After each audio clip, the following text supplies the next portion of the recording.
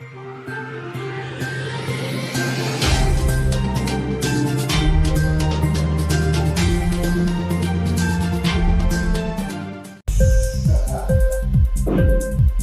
TV prime time news కి స్వాగతం.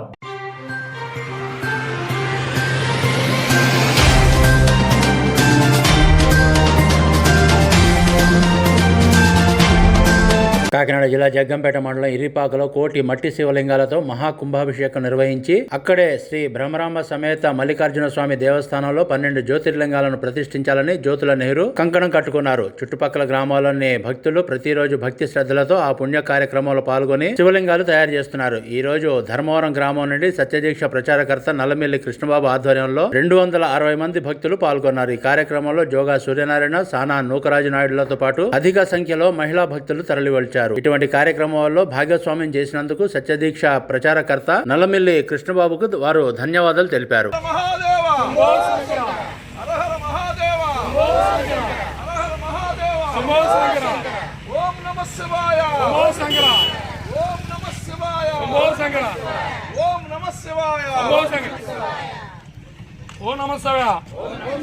ఈ రోజు ధర్మవరం గ్రామం నుండి జ్యోతుల నెహ్రూ గారి ఆధ్వర్యంలో కోటి మట్టి శివలింగాలు కార్యక్రమానికి ఈ రోజు ధర్మవరం గ్రామం నుండి భక్తులు, మహిళా భక్తులు అధికంగా పాల్గొన్నారండి.